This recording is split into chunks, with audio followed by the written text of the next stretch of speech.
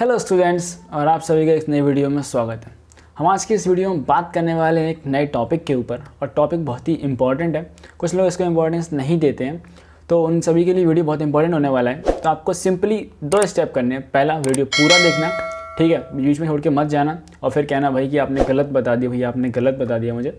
और दूसरा ये कि अपने जितने भी क्लासमेट्स हैं सभी के साथ वीडियो ज़रूर शेयर करना है। हो सकता है इनमें से कोई भी पॉइंट किसी के भी मार्क्स में अगर थोड़ा सा भी इंप्रूवमेंट ला देगा तो मेरा वीडियो बनाने का मकसद सक्सेसफुल हो जाएगा। ठीक है, अब टॉपिक की तरफ चलते हैं। बात करते हैं कि why pre boards are important. Pre boards important ही क्यों है। सबसे पहला पॉइंट हम बात करें कि जैसे आपको पता चलता है कि हमारे एग्जामिनेशन आने वाले हैं, मोस्ट ऑफ द स्टूडेंट की हमारी आदत क्या होती है कि हम लास्ट में पढ़ते हैं, ठीक है, शुरुआत से। और इस साल तो पेंडेमिक कोरोना की वजह से वैसे भी कई स्टूडेंट्स की पढ़ाई नहीं हो पाई है और ऑनलाइन क्लासेस चल रही थी, बट वो मतलब कि वो इफेक्टिवनेस नहीं आ पाई है। समझ रहे हो बात को। तो सबसे पहले आपको क्या पता चले कि आपकी लेवल ऑफ प्रिपरेशन, आप करेंटली अभी इस कंडीशन में स्टैंड कहाँ कर रहे हो। ठीक है, हो सकता है किसी की प्रिपरेशन किसी ने शुरू ही ना करी हो, क्योंकि अभी आपके एग्जामिनेशन तो अभी 4 महीने बाद है, 3 महीने ज़्यादा आपके पास टाइम है अभी। हो सकता है कुछ स्टूडेंट ने शुरू ही ना करी हो, कुछ की 50% तक पहुँच गई है, कुछ हैं जो अपने लगे हुए थे भाई, इसमें भी उनकी 90% से अप्रॉक्स प्रिपरेशन है। तो प्री बोर्ड देने का सबसे पहला जो बेनिफिट है आपके पास वो यही है कि आपको अपना ये पता चले कि करेंटली तुम अभी स्टैंड कहाँ कर रहे हो, तुम्हारी जो लेवल ऑफ प्रिपरेशन है वो क्या है। अब चलते हैं दूसरे पॉइंट की तरफ। दूसरा पॉइंट क्या है, अब जैसे तुम्हें ये पता चला कि हमारी इतनी प्रिपरेशन है, इसमें से जो आपके एग्जामिनेशन में जो आपका सिलेबस आ रहा है उसमें तुमने कितना कवर कर लिया है। एक तो ये होता है कि हाँ इतना कवर कर लिया हमने, बस किताबें उठाई, बस पन्ना पलटा और कवर हो गया। ये नहीं, मतलब कि कितने के तुम प्रॉपर, अगर पेपर आ रहा है तुम उसमें से कितने क्वेश्चंस के आंसर प्रॉपर्ली सॉल्व कर पा रहे हो। ठीक है, तो आपका दूसरा पॉइंट ये होगा कि आपने कितने सिलेबस कवर किया है। अब चलते हैं नेक्स्ट पॉइंट की तरफ। नेक्स्ट पॉइंट आपका ये है कि पेपर पैटर्न। अब कई सारे बच्चे क्या होते हैं कि वो अपना अलग ही दुनिया में खोए हुए हैं अभी तक। ठीक है, उन्हें पता चला भाई पेपर आ गए, अरे पेपर आ गया भाई, प्री बोर्ड है, पहुँच गए। तो कम से कम उन्हें प्री बोर्ड अगर दोगे आप तो आपको कम से कम एक आइडिया ये लगेगा कि आपका जो पेपर का पैटर्न है वो क्या होने वाला है। क्योंकि देखो, पेपर का पैटर्न जब आप वहाँ पे दोगे पेपर और जब आप उसके इंस्ट्रक्शंस पढ़ोगे तो वो एक अलग मतलब कि इन्वायरमेंट हो जाता है। उसके हम आगे बात करेंगे। फिर जो नेक्स्ट टॉपिक होने वाला है वो आपका एग्जामिनेशन टेम्परामेंट। इसको मैं पर्टिकुलरली मानूंगा कि एक बहुत ही इंपॉर्टेंट पॉइंट है, क्योंकि क्या होता है कि हम पेपर देने जाते हैं, हमने बहुत पढ़ाई करी भाई, रात भर पढ़ते रहे, कल पेपर है और सुबह उल्टियाँ आ रही हैं, तबीयत ख़राब है, सिर दर्द हो रहा है।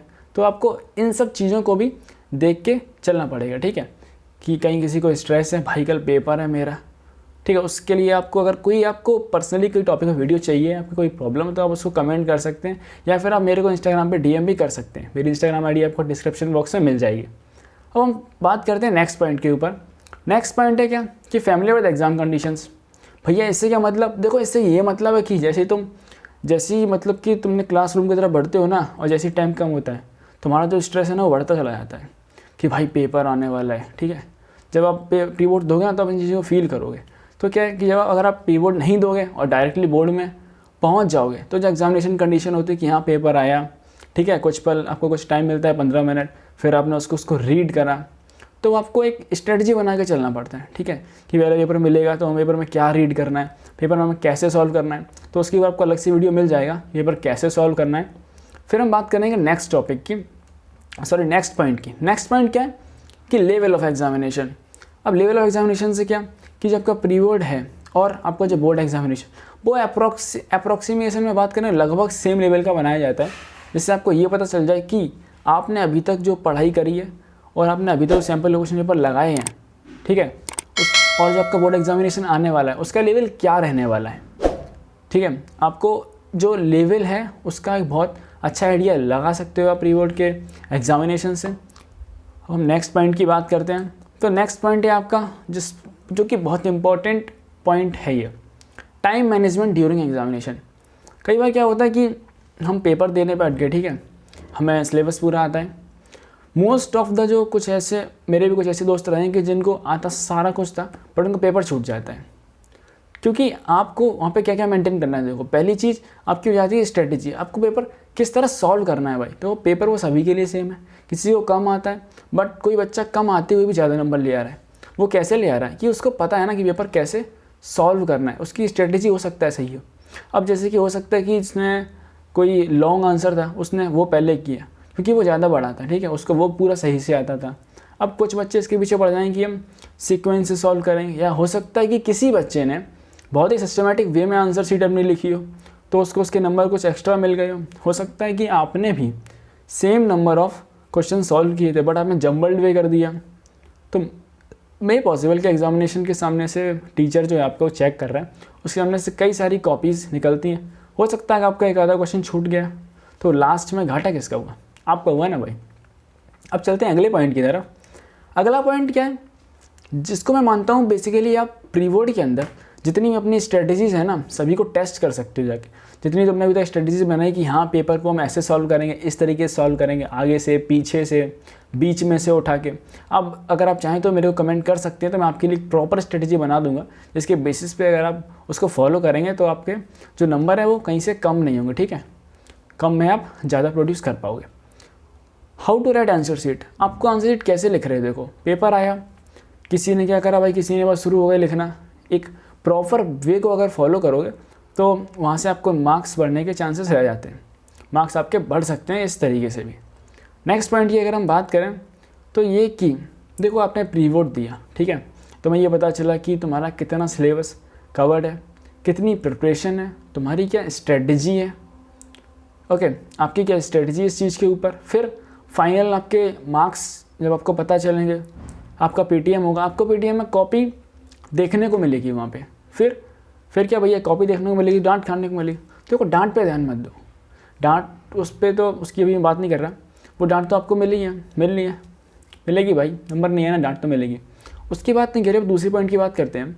दूसरा पॉइंट आपको ये देखना है कि आपने जो स्ट्रेटजी यूज़ करी है एग्जामिनेशन के टाइम पर, ठीक है, जो आपने मैथडोलॉजी लगाई है वहाँ पर, क्या आपको उससे बेनिफिट हुआ, वो कितने परसेंट तुम्हारे लिए बेनिफिट साबित हो रही है, कहीं वो उसी चीज़ से आपको घाटा तो नहीं हो रहा है। फिर फाइनली आपके पास आपकी आंसर की आ चुकी है, मार्क्स मिल चुके हैं तुम्हें। अब तुम्हें ये पता है कि आपका जो लास्ट पेपर की फाइनल डेट है बोर्ड की वो क्या है और तुम्हारे पास कितना टाइम है। तो अगर तुम्हारा सिलेबस कम कंप्लीट है तो पहला फोकस तुम्हारा क्या, अब तुम्हें सिलेबस कंप्लीट करना है। और दूसरा क्या हो जाएगा, दूसरा आपका ये कि आपके पास एक पेपर भी है, आप अपनी मैथोलॉजी को लगा के देख भी चुके हैं, ठीक है। अगर आपकी कोई स्ट्रेटजी वर्क नहीं कर रही है तो आप उसको चेंज कर दो, ओके। तो अभी आपके पास ऑप्शन रहेगा एक्सपेरिमेंट करने का, कि बोर्ड एग्जामिनेशन आपको सिर्फ एक बार लिखने का मौका मिलेगा और वो है फाइनल। तो फाइनल से पहले तो भाई सेमीफाइनल होता है, तो ये सेमीफाइनल है, ठीक है। अब इसके बाद बात करते हैं आगे। सबसे पहले अब लास्ट में आप सभी के लिए बेस्ट विशेस देना चाहूँगा मैं, जो भी आपके बोर्ड एस्पिरेंट्स, बोर्ड के स्टूडेंट हैं, क्लास 10th के और 12th के।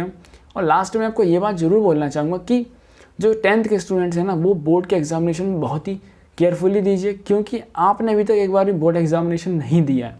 12th के जो स्टूडेंट हैं वो एटलीस्ट एक बार लाइफ में बोर्ड एग्ज़ाम दे चुके हैं, तो उन्हें उस चीज़ का एक्सपीरियंस, थोड़ा सा एक्सपीरियंस है। बट फिर भी आप सभी को प्री बोर्ड देना बहुत ज़रूरी है।